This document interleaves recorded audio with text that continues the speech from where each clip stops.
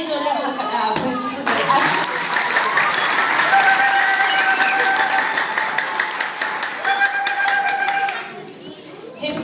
hedduu duraan dursee nama hunda galatoonfachuu osoo hin ta'in ijoollee kana hunda galatoomsi jechuun barbaada.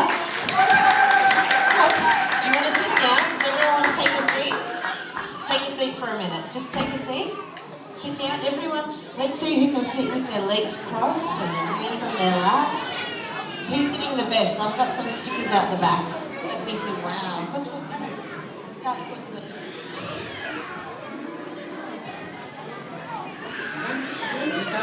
Wanni jedhu walaaleen waan jedhu qabu tokko mataatti qabadhee raana godhee gubbaa bahee akkana haasa'uu qaba akkana jedhu qaba jedhee hunda isaa na harka badee jira.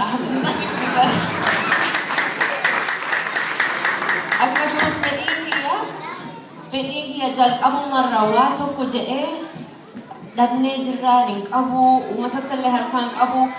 Ka'an beeku kana qofa uummata yoo ibse gayaadha jedhee achumarraa eegale. Nama ebaluu ta'uu qabdu, nama akkana ta'uu qabdu, an akka toltuu ta'uu qaba hin qabdani. Waanuma harkaa qabdan san yoo itti fuftan gayaadha sun gayaa isiniifis sun jechuun barbaada. Itti aansees ijoollee kanaaf hegeree kenna, fuuldura kenna waan ta'eefi isaaniif qopheessee jira. Kitaaba nama gurguddaa godhoo qopheesse namni eega guddatan booda to be honest gattee jirta achi booda barsiisuu yoo barbaadde. Ijoollee xixiqqaan kana foormulaa akkuma diraama san keessa kitaabatu na afaan naman barsiisu. Waan afaan yoo barsiisuu barbaadde eenyummaa yoo barsiisuu barbaadde mucaa viidiyoo geem taphachuu san kitaabatti darbiteetiin hoo baradhullee jedhuu hin dandeettu. Waan an godheef kitaaban amma kanan booda siif ibsuu deemanii Kitaban sila kitaba tokkoffaa ka halluu dibuu san keessa jechi tokkollee keessan qabu. Nothing, no words. Maaliif jennaan kanaan dura poostara waraqaa beeksisa qubee afaan Oromoo arguu san suura tokko irraa qabaan turre.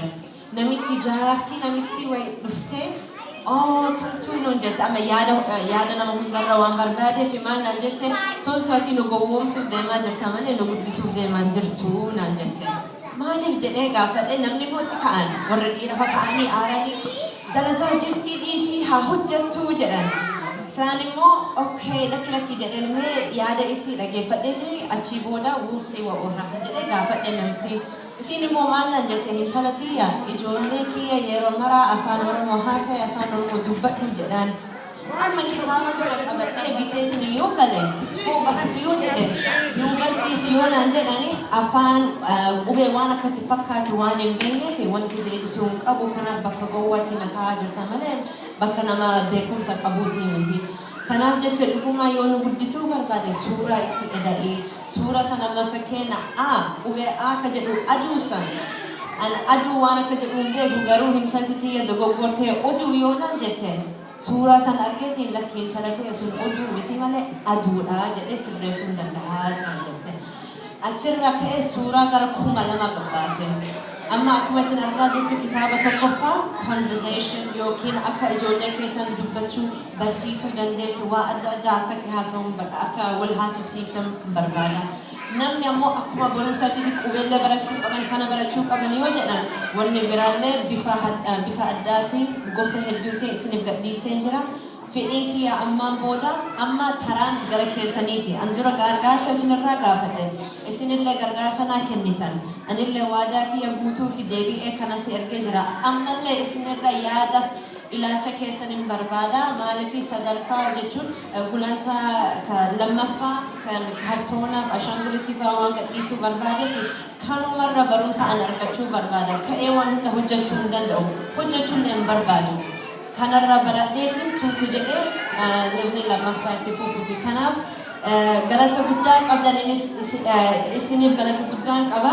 Fedhiin kiyya akkuma ijoollee siif dhaabatan mee amma isin waliif dhaabadhaatiin harkadhaa waan isin geggeessan waan isin gumaa tuffaniif galata isin jechuu barbaada.